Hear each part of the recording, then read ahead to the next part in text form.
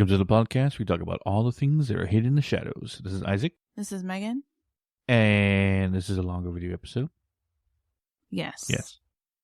Yeah, like I said, our investigations are picking up, and plus we're dealing with a lot of spooky shit, as we normally do. Not necessarily any money haunted updates. We just investigations are taking a little more priority than we thought. We're helping a lot more people out, let's say that. Yeah, and I think, too, we're starting to hopefully get kind of like a routine and like some forward motion on investigating and starting to kind of go over the concept of maybe expanding outward. You know, for the longest time, we've been kind of local, just kind of going to what's local to us. But thinking we're going to start branching out, like for real, like. Because you can only turn over the same stone so many times before you've already studied them beyond recognition. Yeah. So. And plus, too, it's, interesting to go to new locations with different history. So we've been doing a lot of research on places that we're kind of sticking to like a 4-hour maximum right now of like travel time. And then obviously once we're kind of like good with that and we've kind of done that, then we're going to start expanding out. I know we talked on here about, I don't know if we said it last episode, but I know we were talking about going to San Antonio, Texas in April, but that is actually going to be postponed until October. Mm-hmm. And I think, did we talk about last episode? No. Well, I just spilled the bean. No, we're trying to shoot for the end of October. Yeah, the end of October to do kind of like a Halloween episode at Isaac's Ranch. Which seems more tantalizing now than ever. Yeah, it sounds... I know I've been consistently teasing everyone over and over again. Yeah. Yeah. But believe me, the wait will be worth it. Definitely. Yeah. But no, stuff just been, I guess, helping out people gives me more, what I've learned from helping out certain people is that stuff that I will add on to Shadow Walker Part 5, which I think I got enough to do a new episode, so maybe possibly that in the next couple of weeks. I just got to put everything together, but yeah, I think I got a good grasp on stuff for Shadow Walker Part 5, the next update in the ability of me. So, yeah. But I guess on to today's episode. Yeah, so today's episode is actually basically a haunted location episode, but I wanted to take a different spin since we've kind of been doing one like every month. And I wanted to do something different than just like a specific location, a specific state or whatever. So I basically had this idea. Hey, Isaac, you pick like 3 or 4 places that are on your bucket list, and I'll pick 3 or 4 on my bucket list, and kind of view it as unlimited money, unlimited time, unlimited access. So anywhere in the world that is basically on your bucket list. Surprisingly, I have quite a few international ones. I didn't think I was going to have that many, but mine's relatively close. At least one of mine. The other 2 are way across the world. Really? Oh, yeah, that's right. Yeah. I don't really know what Isaac's is. I just know like one of them because he made a realization about something that Well, it relates to a haunted update that we did previously. Yeah. Yeah. So, interesting. It's a theory. It's a theory. But it's something I talked with Mike over. But before I get to that one, the first on my list, 3 main places that I would like to investigate. One, these three are on my list just because of the pure energy that knows come from them. Now, granted, it's not like Bobby Mackey's or the Cecil Hotel. Those are given places that everyone wants to investigate. Yeah, definitely. Right? And I have my own reasons for investigating those places. But these on my list have particular reasons because of the energy that is attached to them, and plus where they're placed. Energy and where they're placed. Two main reasons why I chose these 3. But the first is a place that people know, or at least heard of a couple of times already, especially in the paranormal world. La Islas de las Muñecas, which is the island of dolls in Mexico. Yeah. Dang. Now, it's been on Ghost Adventures. Funny enough, one of my favorite YouTubes, Raka Ashes, or Raka, it used to be. They went there as a joke with Rey Mysterio. Oh, what? Yeah.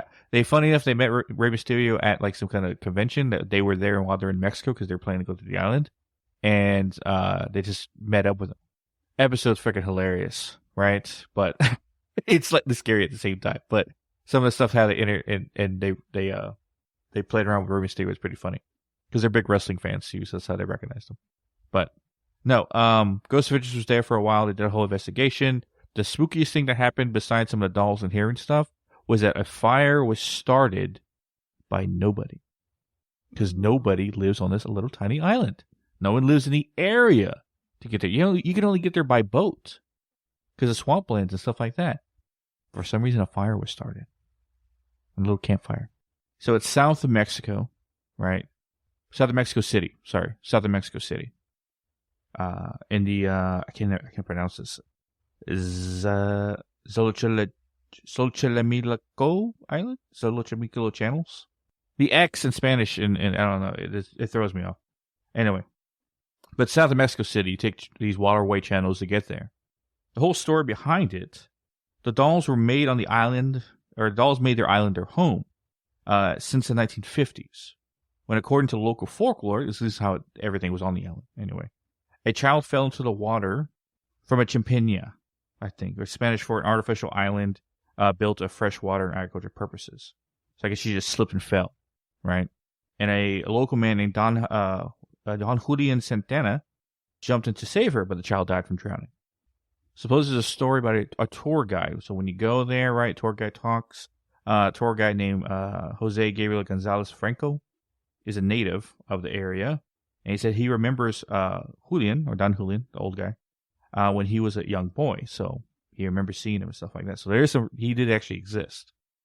The details of the girl fell in the water, says it was by an accident, he says. Don Julian tried to save her, but unfortunately all he did was be eyewitness to her death and this person in this place. The last moment of the girl's life was exactly where Don Julian set up a cross. So that cross can be seen on the island as well. That's kind of why he chose it. There's no official report of the accident or death, but nonetheless, Don Julian Santana marked the spot where the child allegedly died. So yeah, with a crucifix. So he put it exactly where she died. So you can see her death spot. The water level of the island has decreased over the years, but the area is still the area has now been walled off. Right. After placing the cross, Santana reported that something strange and dark started to happen on the island. He claimed he began seeing shadows, hearing cries of a soul he believed that was deep in sorrow. So maybe the girl was like almost a unofficial sacrifice. Well, on the island that he heard at night, he would hear moaning and stuff like that, and a young lady cry. He started taking dolls to the island as offerings to the girl to be appeased, right? Stop from crying and stuff like that. And then after his passing, people just kept bringing dolls to the island over and over again. Like new dolls would pop up all the time. No one really knows who left them. Some people say they would, but they would go to the island knowing the young girl died and just offer her dolls to appease her. Because before his death, for 17 years, he would collect dolls from dumpsters, from trash cans, some burnt, some old, some mutilated and deformed. There's a doll wearing a straw hat decorated with sunflowers, said to be the first one he found floating in the channel that he put up there. So like she died and stuff like that. That was the start of his great collection. And today there's about 4,000 dolls on the island. That's probably the size of someone's like lot in their neighborhood. Dang. It's not very big. None of the dolls were given names. People give them some of the dolls nicknames and stuff like that. But what was interesting about when Ghost Adventures was there, one of the eyes of the doll opened up. They caught that on camera. But that level of tragedy and that amount of energy put there, some of those dolls actually might be haunted. Who knows? But there's something there that probably a water death relates to, I forgot the place in Mayan belief, but it has to do with the Kukulkan, right? The god of the serpent god. That has to do with water. So I had a theory thinking the girl drowning by accident might have been seen as a sacrifice. And that would cause an opening to spirits into a world of waterway, water being a natural conducting for supernatural between ether on a certain island point, right? Tracks darkness to that one spot. But you gotta think too, dolls are specifically, like, when you think about haunted objects, they're kind of one of, in my opinion, I don't know if it's an actual fact, but in my opinion, are one of the most, like, common haunted objects, right? Mm-hmm. So, and a lot of the times, you know, experts say it's because dolls are the most, like, human-esque, like, objects. So, to have that many vessels, that's something can... Yeah. So that's another reason why I'm like, that place alone would be something extremely serious. But didn't you mention something to me about, like, the swamp? Yes. For the listeners who's been with us since the beginning, Megan talked about a dream she had when she was traveling down the channel with a death-like figure, or Hatman. Was it Hatman or death-like figure?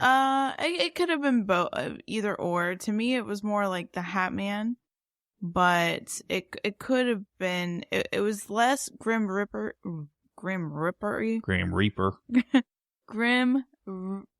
know what I'm trying to say? Like the Grim Reaper, it was less like the Grim Reaper and more like what you traditionally see it, but more like a shadowy, like not leader, but like it was very much, so the dream essentially was like I was floating down this swamp with huts, right? Mm-hmm. Different huts. And it was very murky, very like maybe where you in Mexico, could have been Florida-esque, even South America, like very like tropical type swamp. And like I would see alligators, and it was like nighttime, and there was like the like fog on the water, and we were going past, and he was in this like boat or this like canoe thing, and was taking me to these different huts, and was basically like didn't say much, but basically was like, like go. And I walked into these huts, and on all the walls, and they were just made out of like wood, was Polaroids of people. But that's, when you show me a picture of how it looked like to you, I saw the footage of how they traveled down the canal to get to the island. Looks almost identical. I gotta look at that. Yeah. Because exactly how you described it. The straw huts, the way the channel looks, all that. It almost like that's exactly how Megan described it to me. Yeah. And that was a dream that like stood out to me. It's one of the ones that I always remember. I wasn't like scared. I was kind of like just gathering information. I still to this day don't know who those people were in the Polaroids. And they were nailed to the walls of the huts inside. And there was nothing else inside. It was a completely empty hut. And it was like enough for one room. There wasn't like, it was just a one room hut thing. Now, my second place I want to visit. We've talked about once before, right? But refresh course for everybody. Is a place I want to go to, mainly for the reasons what's said to be there. A portal to hell. Now, a lot of places claim to have a portal to hell, but this place I would put good money on has an access way, or at least an actual portal there. And that is the Hoosac Castle in the Czech Republic. There's a well in the basement part of the castle that supposedly is where the portal is to hell. It's in the Czech Republic. To be Pacific, Czechenia? I think how you say it? Czechenia? Funny enough, archaeologists have shown that the Celtic tribes inhabited the area beforehand the land of Hoosac Castle stands on. Slavic tribes migrated to the area that now is Czechenia as early as the 6th century CE. So that has some kind of relation to the area. Dang. Right? According to the castle's official website, it was built in the 13th century as an administrative hub for the king. But the Czech folklore maintains true the purpose of its construction was to seal a gaping crack in the limestone. Locals believe this was a gateway to hell, which demonic beings emerged to feed on the villagers and drag them back into the abyss. It has never been seen again. So the whole reason to put the castle there was to help prevent a crack in the limestone area. And limestone is also a conduit. Yeah. There's a legend says that prisoners who were facing the gallows or death were offered full pardons, but only if they were agreed to be lowered to the bottomless hole and report on what they saw. That sounds like a fun adventure. The first man to do so was young and healthy, and he happily accepted, Within seconds, however, he cried to be raised up. When he was pulled from the chasm, his hair has turned white and it looked like he aged like 40 years. So imagine going there 20, coming out there 60. So, you want to know something interesting about that? So this is a little off topic, but I find that interesting. So if it is, right, that would be negative energy down there, right? Yeah. Okay. When you started pulling entities, dark entities, right? Yeah. The first thing that I said to you was, I'm scared of you aging. And I never understood that, right? Yeah. I never understood that. I was telling him. Well, the actual term you used, you said it would start taking a toll on me. Yeah. Yeah. Like he would age like quicker. Well, the age thing came from what we discovered. Yeah. Yeah. But I kept telling Mike this, I kept telling Isaac this, and then that's when, a different route and the ring came into play.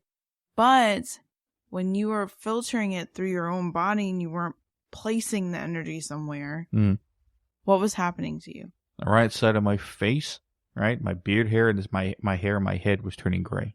Yeah. And I can attest to that because Isaac's, that's the one thing, like even his family genes, like they don't really go gray for a long time. Like there's that's their 40s. My dad is starting to see gray hair until he's like 42. Yeah, and I never saw gray in Isaac's. Now, granted, it happens, but it just so coincidentally happened when he. What if he was stressed out? I don't have a lot to be stressed about. Yeah. Yeah. But that's an interesting theory when it comes to everything. But here's where the Hoosac Castle legend gets even more eerie. Into the fact that in the 1940s during World War II, right, there was a part. Now, the Brits did it, the Americans did it, and even the Nazis were kind of the head fronters of it. Russia did it as well. This war, World War II, was rivaling World War I.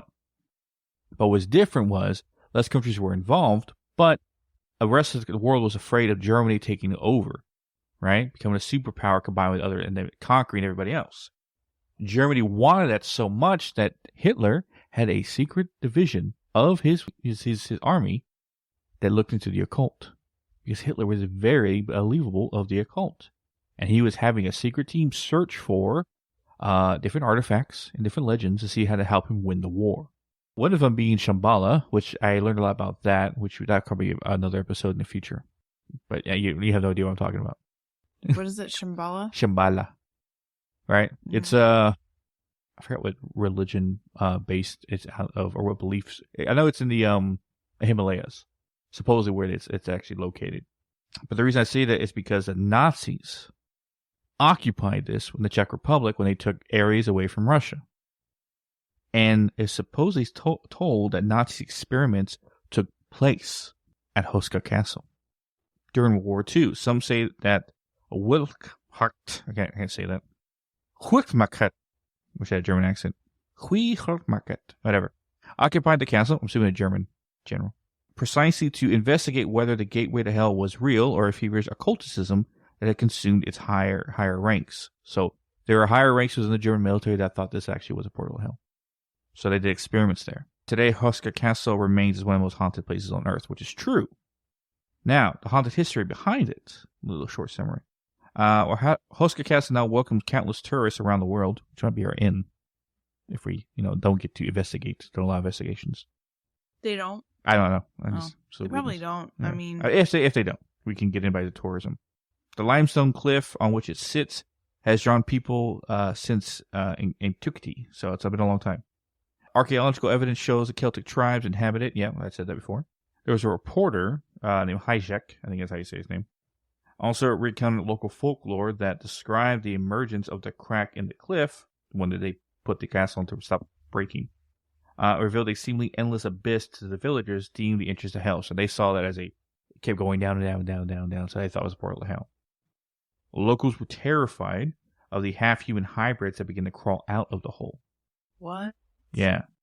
At night, and tear livestock apart. So these creatures are coming out. Fearful of turning these demonic entities themselves, villagers avoided the rocky entrance, and they tried to block it with stones. But the abyss allegedly gobbled up everything they dropped in, kind of like a sinkhole, refusing to be filled. So, idea, a sinkhole. So, it's not only is it a crack? It's also a sinkhole at the same time, which probably caused the crack in the first place. King Ottokar II in Bohemia had the Gothic structure built sometime between 1253 and 1278 when the castle was built.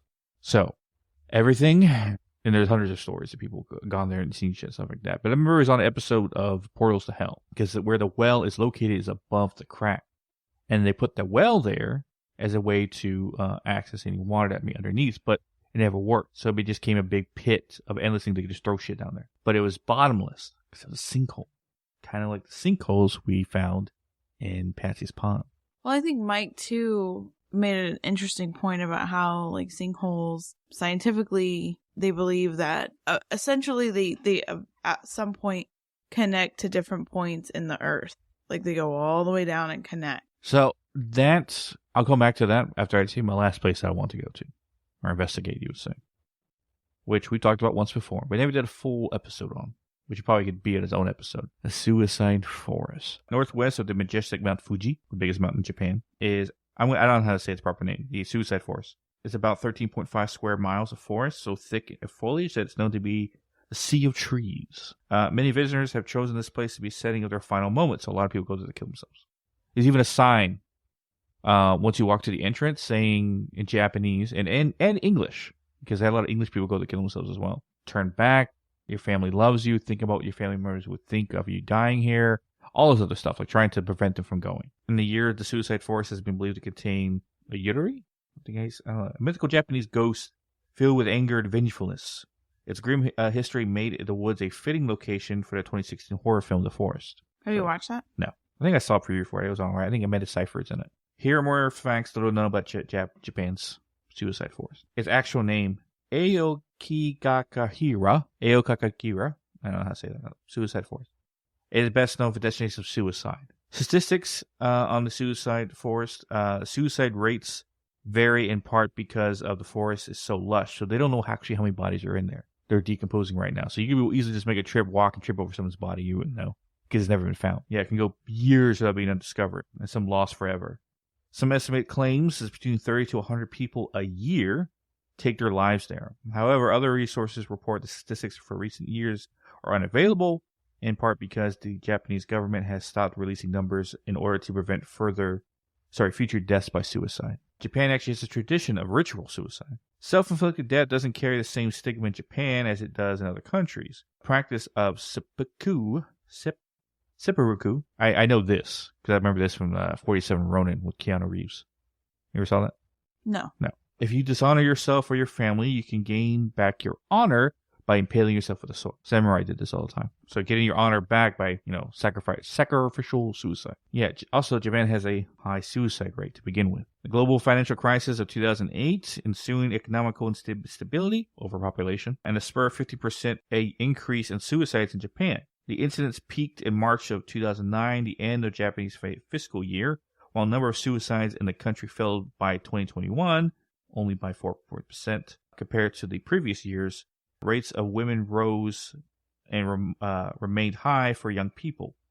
In 2022, suicide rates increased by 2.7%, making it one of the leading causes of death for men between the ages of 20 and 44 and women between the ages of 15 and 34. Just a year ago, it increased almost by 2.4% suicide altogether. Another fact. The Japanese government enacted a suicide prevention strategies in the Suicide Forest. In 2017, the Japanese government announced plans to reduce Japan's suicide rate by 30% over the next decade, reducing the number of suicides by 18.5%, 100,000 people in 2015, and 13 per 100,000 people by 2025. So they actually have a whole plan in order. Part of the measures include posting security cameras at the entrance of Suicide Forest and increasing patrols. Suicide prevention counselors and the police also have posted signs, those are the ones I was talking about, at the entrance of the forest. Think carefully about your children, your family, other stuff like that. Your life is precious, gifts to your parents. And remember one of the things in Japan, the most way people commit suicide is by hanging. Reason being is because the majority of the bodies that they actually find in the forest are swinging from the tree branches. Now, reason why I want to investigate that place, not just because the immense amount of energy there. The reason being, and this has to go to Hoosac Hotel as well, is that the energy that's buried underneath of the land. When a haunted update we had 2 episodes ago, right? Our podcast appreciation episode was the first half. Second half was the haunted update, which I pulled from underneath Patsy's Pond, underneath the earth. Which is a sinkhole, by the way. Yeah. Deep within these tunnel systems, I found an open chamber where my tendrils that leave my hand. By the way, if you don't know what the fuck I'm talking about, this is your first episode listening to us. I suggest listening to Shadow Walker episodes 1 through 4. They explain everything. But for everyone who hasn't listened to previous times, I'll move on. My tendrils wrapped around this orange glowing ball, kind of the outside layer of this orange globe. So it had like a clear outside layer, but the orange orb inside. Anyway, when I pulled my tendrils, I pulled it out.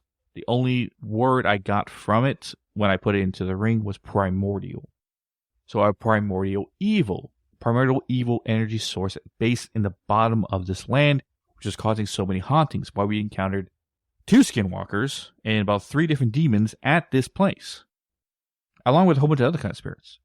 So, this place is so heavily haunted for something that doesn't have that level of activity, right? Mm-hmm. Well, not say activity. Not a lot of death that happened there. Granted, there has been death that's happened there, but not at the level of what it should be there. So, that made me wonder about Hoosac Castle, and Suicide Forest.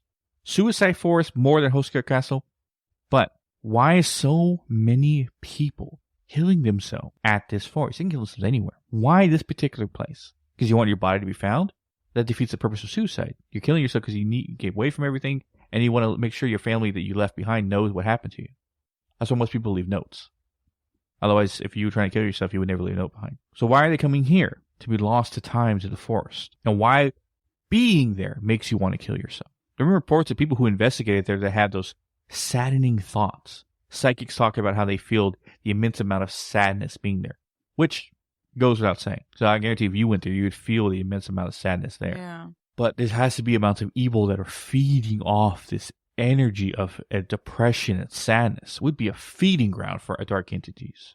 But also if there was a primordial evil source buried underneath the land, causing this amount of energy to be perspired in this entire area. So that's what made me think about that. So, Hoosac Castle might have a primordial evil source underneath, or it might just actually be a portal to hell. But Suicide Forest is stronger in my theory of having a primordial evil energy underneath, which makes me think about every place that's ever been haunted heavily by something dark that has a lot of dark energy there, but no reason why it's there. You know what I mean? Like a place that didn't have a lot of murder, didn't have a lot of suicides, death, or any reason for a lot of dark energy to be there, but it does anyway. Leads me to that theory that might be primordial evil underneath there that was put there who knows how long ago. An episode for a different day. Yeah. Yeah. But those are my 3. Okay. What are your 3? Okay, so, of course, like Isaac was saying at the beginning of his, Cecil Hotel is definitely one that I want to go to. And then 2, I have a big thing with New Orleans. I really want to go to, like, Louisiana. But that's kind of like a given. Like, it's typical on the list of any paranormal investigators.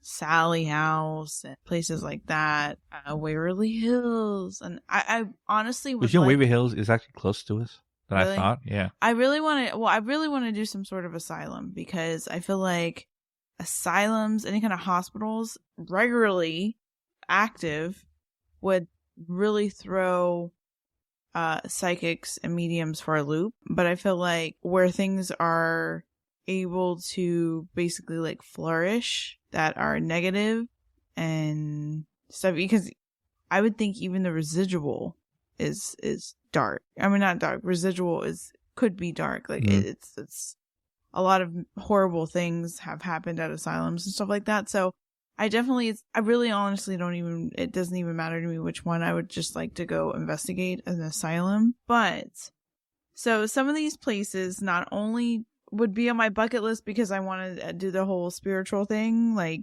obviously being a psychic medium, like go to these places and see what's going on, but also because they kind of are a little bit of my fear. At least the first 2 are. So the first spot that I would want to go, or want to talk about is a spot in Japan, and it's called the Inanaki Tunnel. And there is a lore. Well, the stuff that happened with the Inanaki Tunnel is more factual, versus there's a lore and a legend about the Inanaki Village. So I'm going to kind of talk about both of those because they kind of coincide with each other. The Inanaki Tunnel is considered to be one of the most haunted in Japan. Like I said, the Inanaki Tunnel legends and lores and stories behind that is more accurate than the urban legend about the village. So basically, the Inanaki Village was a village in, I can't even pronounce it. Good luck. Fukuoka Prefecture. If your sister is here, she get a whole. I know, my sister is huge into like Asian culture, like she studies it and stuff like that, and she likes like the language and stuff like that. But long story short, basically the residents refused to move when they were building a dam. The government they said they're not moving, and apparently there was something in the Japanese constitution at the time that basically said like, hey, if we need this area, you need to move. They basically said, no, we're not moving. And the entire village was flooded. And now that's the lore. There was an actual Inanaki village that was around between 1691 and 1889. But it had nothing to do with that legend. So according to legend, the village was located near Mount Inanaki and the Inanaki Mountain Pass, but its exact location is unknown. The area of the old Inanaki Tunnel has been considered to be haunted due to the number of murder cases that have been connected to the tunnel itself. The tunnel's construction was completed in 1949, but a new tunnel was constructed nearby in 1975. The unused tunnel became dangerous due to a lack of maintenance, and on December 6, 1988, a horrific murder occurred when 5 young men abducted and tortured a factory worker whose car they wanted to steal. Some of the stories differ a little bit about like what took place. End result was still the same, but there was one story where basically like they tried to steal this factory worker's car. They weren't successful, so then they came back like hours later and abducted him. And then there was other stories where it was just like they straight up like abducted him. They tried to steal the car, and basically he was fighting back, and so they abducted him. And so they abducted him, tortured him, lit him on fire, threw his body in the tunnel, and they were all prosecuted. They were all put in jail. And it was very horrific. The man died at the entrance of the tunnel. Recently, the entrance has been impassable, and they actually sealed it off with like bricks. Like if you look at the tunnel, it's like packed full of bricks on both sides. And in 2000, another body was found by the dam. So it's not uncommon for murders to take place around this tunnel. The first mention of the urban legend of the village was back in 1999 when Nippon TV received a letter from an anonymous person which described the letter or the instance of a murdered couple that came in contact with the village. Where there was a legend that a couple basically was driving, turned off the wrong way, went to where the village was at one point, and basically they got murdered. And so it was an anonymous person that wrote in. So there's a horror movie as well that was inspired by not really the tunnel, but more so the village. And it was called The Howling Village, and it was released in February 2019. Apparently, never heard of it. Apparently, there was a phone booth in like the nearest town that it would ring. I think between 2 and 3 in the morning, and if you answered it, it was from like the cursed village, and you would die. I don't know how they got a phone call. Like we're able to make a phone call, but you know, Inanaki Tunnel. Obviously, that man was murdered very horrendously. That was a true thing. And ever since that movie, a lot more traction has been towards that tunnel. So a lot of tourist groups will go there and just like see the tunnel. Those are the only, except for the one that happened in 2000, and then the one in 1988 with the guy that was burned alive. Those are the only 2 documented, but apparently there's more murders that took place there. And I've noticed in tunnels in general, if you look, I'm going to mention another tunnel in a little bit, but a lot of the tunnels, because I did a small segment on our Instagram about haunted tunnels because I mentioned this one and another one, but a lot of it has to do with murders. And I feel like, you know, a lot of these tunnels are like desolate, abandoned places that not a lot of people go. And a lot of the murders that take place in this area are very horrendous. The Inanaki Tunnel, and then you have like a bunch of other tunnels in the United States that had similar situations, you know, overseas, same thing. So I don't like tunnels. I feel they creep me out. They've always creeped me out. But anywhere like a horrendous murder like that happens, I feel like me as a psychic medium, I would like to try, and if there are spirits that are stuck there because of what happened to them, I would like to help them as much as I could to possibly cross or get some sort of closure. So that's just a personal goal to me. And plus the thing with the village being so close by and all the, you know, the legends with that tunnel, I think it would be interesting to see see if psychically we could pick up anything from the village, if we got anything. And then, okay, so the next one that I would do, and it would absolutely terrify me, because one of my things, I'm not consider myself claustrophobic, but I don't like underground things. Nor do I. After I saw, I think it was like it was a Blair Witch Project, but it was like not the original Blair Witch Project or the sequel, the Cursed Book, whatever it was, but like the one that came out like 2017, 2018, I can't remember when. Yeah. There's a scene where they're crawling underneath the underground tunnels, and like they're just swiggling by with their shoulders. Ew. And like, I don't know why, but ever since I got to my size where I am now, I'm like, I'm claustrophobic in like underground, like in like a we call it an air shaft, I'd be fine with, right? But underground, where if I get stuck, I'm dead. That's what freaks me out. Well, I had before I get into this, a small smidgen, glimpse of what that feels like when you're underground in like a maze kind of situation. We did a case one time with our previous team where, long story short, I never experienced what would you call it? Disorientation, like where I didn't know where to go.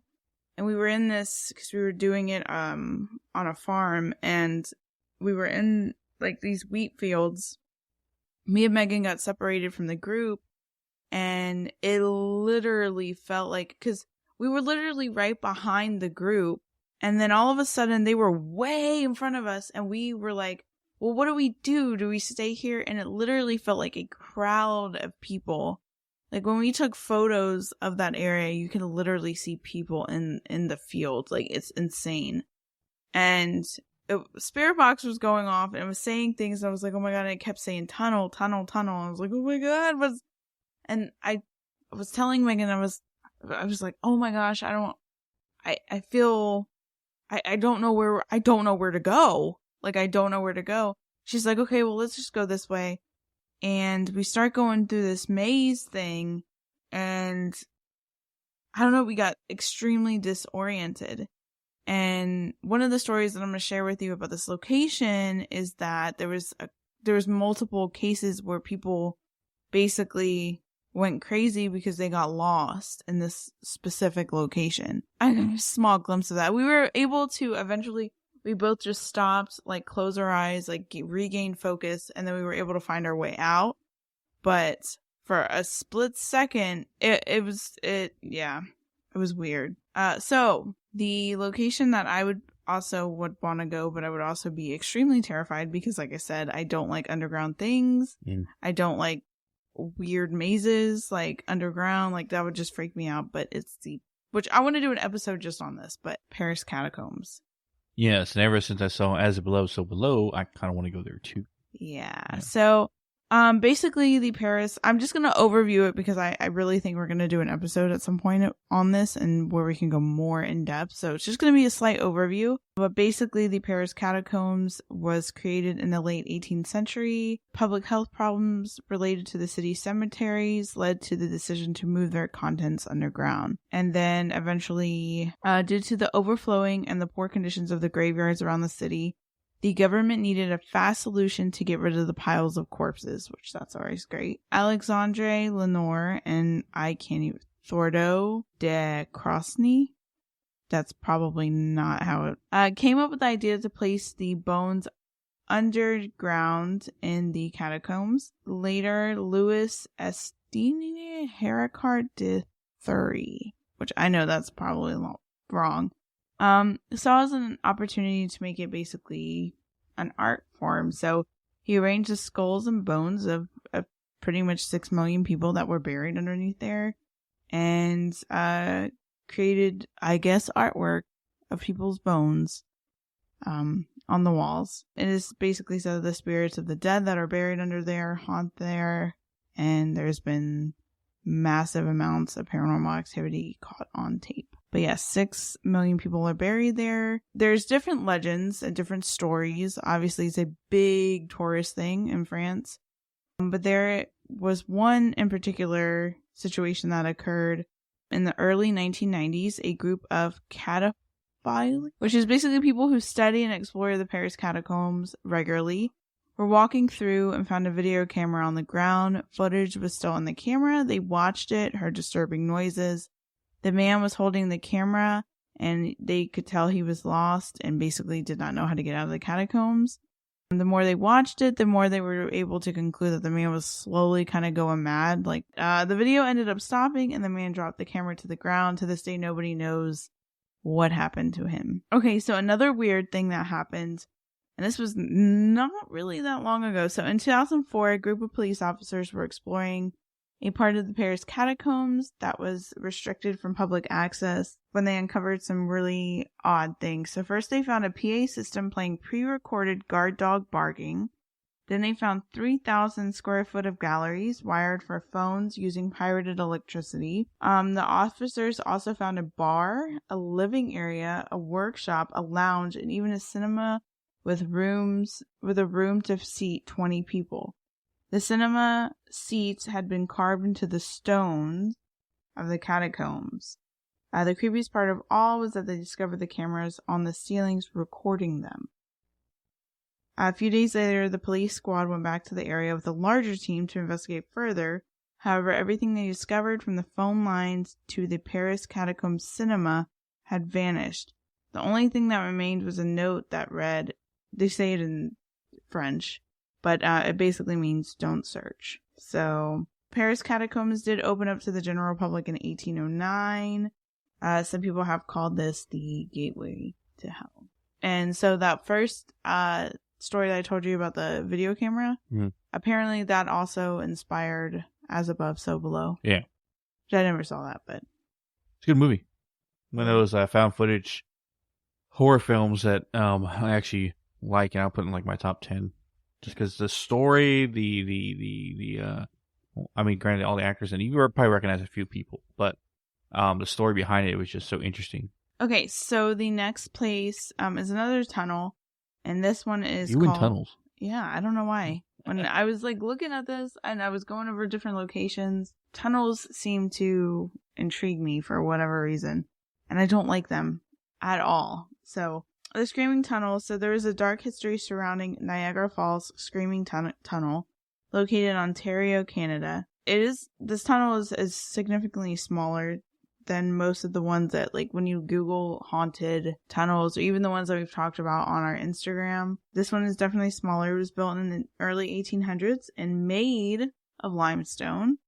It has a height of 16 feet and a length of 125 feet, and the tunnel was originally built underneath the Grand Trunk Railway line, which is now called the Canadian National Railway. Basically, it wasn't actually a tunnel for the rail cars to go through.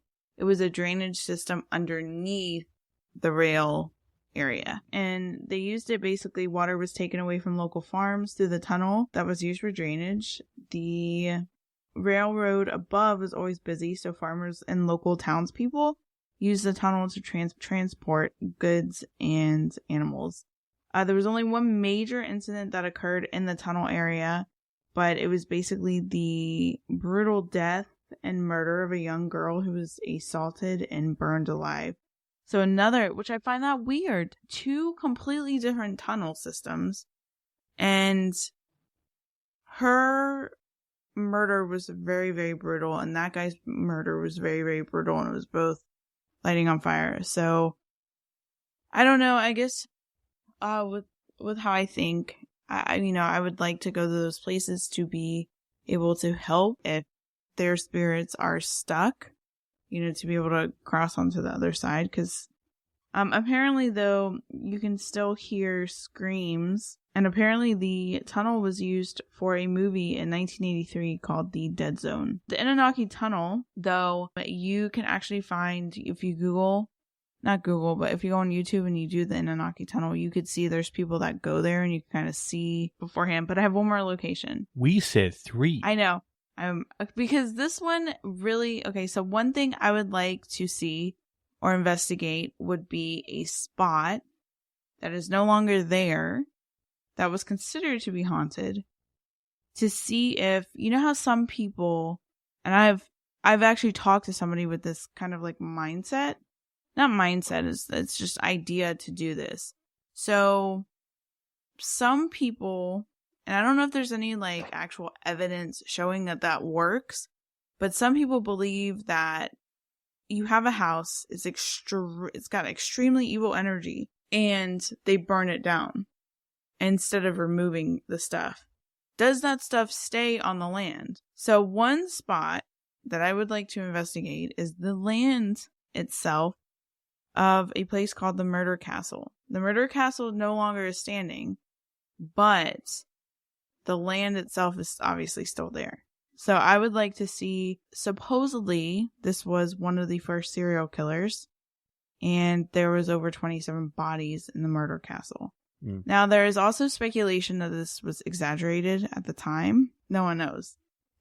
He also claimed to have help from Satan doing the murders. So, the Murder Castle, it was also known as the H.H. Holmes Murder Castle. There was hundreds. Okay, so this is the weird stuff. The hundreds of rooms of the H.H. Holmes house was allegedly filled with trapdoors, gas chambers, staircases to nowhere, and a human-sized stove. Basically, it was the World's Fair Hotel, and it was also known as the H.H. Holmes Hotel. Literally, according to some articles, you could literally run up the stairs and find it lead to nowhere. This mysterious building was also initially believed to be just a normal hotel, and it was a way for Holmes to basically make money during 1893 Chicago World's Fair. After a police investigation, it revealed that something more sinister happened at this location.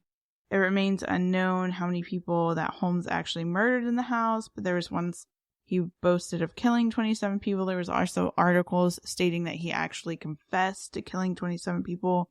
He was executed.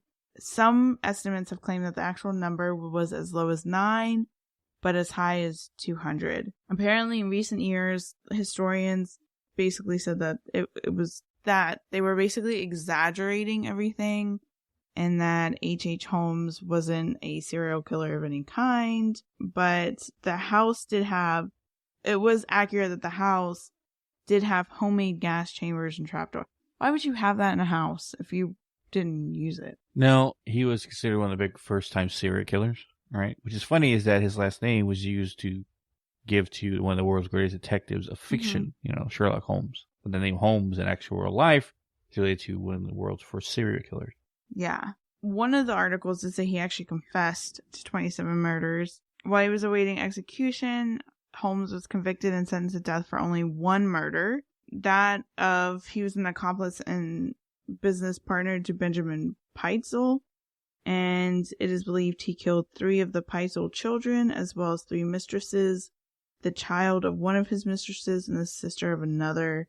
Holmes was executed on May 7th, 1896. Apparently, he was known to be, he changed his name a lot, and he was known to be like a thief and like always lying and stuff like that. So who the hell really knows what this guy did? But he basically was saying that he was innocent, and then later he said that he was possessed by Satan. And basically the way he confessed everything and went about everything, it made it really hard to confirm any of the details. But yeah, that was him. The hotel was gutted by a fire started by an unknown arsonist shortly after Holmes was arrested, but was largely rebuilt and used as a post office until 1938. The most haunted post office in the world. Holmes also had a one-story factory, which he claims was to be used for glass bending. It is unclear if the factory furnace was actually ever used for glass bending. It was speculated to have been used to destroy incriminating evidence of Holmes' crimes. Reminds me of a part of Talented Mr. Brooks. It also sounds like Sweeney Todd, like how they would dispose... Well, no, they would... Not Talented Mr. Brooks, that's Talented Mr. Ripley. There's another movie called Mr. Brooks with Kevin Costner, I want to say. No, not Kevin Costner. Okay, his name. It had William Hurt and... Kevin Costner, I was right. I just looked it up. Oh. All right. Yeah, Dane Cook also was in it. It was pretty funny. But he plays a serial killer. And one of the ways he destroys his clothes that he wears when he commits murders is that he took up making clay pots, which you have a furnace to heat up the clay pots to dry them, right? Mm-hmm. Or harden them. There's an actual word, I don't know what it is. But that's where he would throw his clothes in to burn them. So there's no evidence of his clothes at the crime scene because his clothes no longer exist. Like I said, I would love to be able to test any spot that's like used to be haunted or used to have like intense things like that. Because you're going to think a serial killer would probably haunt a spot that, if that's where all the evidence was, all his trophies, stuff like that, and he had to burn it all down, he'd probably, I don't know. But I would like to test that, like go to a location. Because didn't Zach burn the demon house or whatever? Demolished it.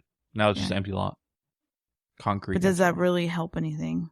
I don't know. People still go to it. There's even police call because people performing satanic rituals there. Exactly. So it makes you would have to. Because I wonder if you would have to like actually have somebody remove the energy. Because I think there was another house that they showed like it was burning, and you could see like the black just like mass stuff coming from the chimney. And there was an interaction that I had with somebody who apparently the house itself was very, very dark, and she was popping up on my For You page over and over and over again. And I'm not one to reach out if like, I don't know. I feel like if someone's wanting help, they'd reach out or they'd ask for help. So I never really said anything, but she was popping up, and I like would scroll past her and her stuff was popping up. So I was like, let me reach out to her. So I told her about like my experience about living in a house that was very, very dark, because she basically got it on I think it was like she was trying to flip the house, and she got it super cheap, like the family just up and left, and the husband was coming after the kids or something like that. It was something like that. And so the third time she popped up, I was like, you know what, let me just message her. So I messaged her. I told her about like my experience with living in a house like that and kind of like what we do and stuff like that. And she said she had a preacher, I think, come out there and he didn't want anything to do with it. I asked her, I said, like, I'm pretty sure you get this all the time, especially being on TikTok because her stuff was going viral. I was saying, like, we're actually not that far away from you. We're like, I think like 8 hours, but it's the next state over. And I said, we'd be more than willing to go over there and investigate. Least you could say is, oh, there's nothing, you know what I mean? Like, you guys didn't help me or whatever. So she was like, cause she was talking about burning the house down. And the only thing I could think of was, ma'am. Well, I didn't say it back to her, but I just was thinking in my head, like, ma'am, that's not going to do nothing. Like, then the land's going to be cursed. So any house that you put on the land, that was just my personal opinion. But I would like to actually physically, like, test it out. So, like, obviously, that was in, like, the late 1800s, early 1930s, like, that area time period. So that was a long time ago. So I wonder if you still go to that area, would you still pick up residual energy?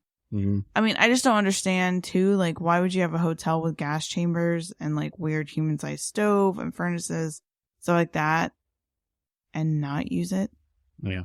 You know what I mean? Like, it's not like, hey, by the way, I just have this like human-sized stove in my house. You know what I mean? Yeah.